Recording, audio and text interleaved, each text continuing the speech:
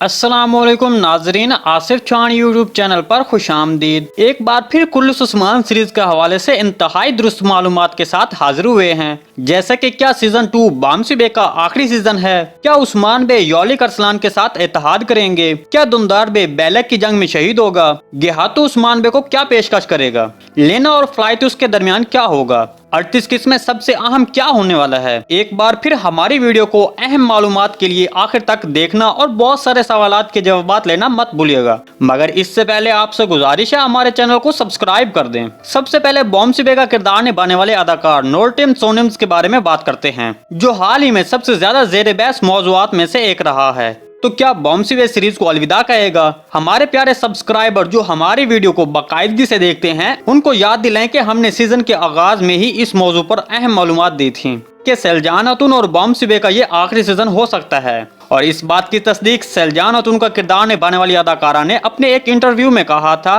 कि हम इस वक्त सीरीज में 70 की दिहाई में हैं। तो मतलब सीरीज में हमारी उम्र 70 साल हो चुकी है, तो हम किसी भी वक्त सीरीज को छोड़ सकते हैं। तो इस लिहाज से सीजन 2 बामसी बे और सैलजान अतुन का आखिरी सीजन हो सकता है। इन अमूर में से एक जिसके बारे में आपको जानने के लिए ज्यादा दिलचस्पी है कि उस्मान बे और यौलिक अरसलान के बारे में नई पेशरफ्त क्या है।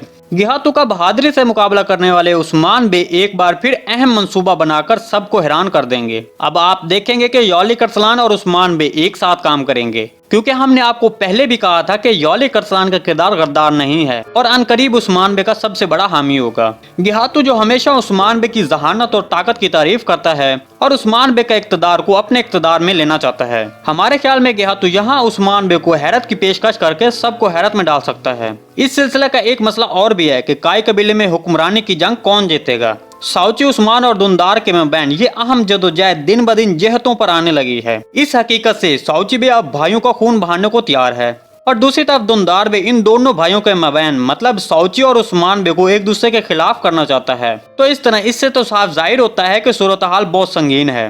हुक्मरानी की इस लड़ाई में बहुत सारे लोगों ने यह सोचना शुरू किया कि दुंदार बे सीरीज को अलविदा कहेगा, लेकिन हमारे ख्याल में दुंदार बे इस लड़ाई के अख्ताम पर सीरीज को अलविदा नहीं कहेंगे, जबकि दुंदार बे देखेंगे कि उस्मान बे काय कबीले का नया लीडर है।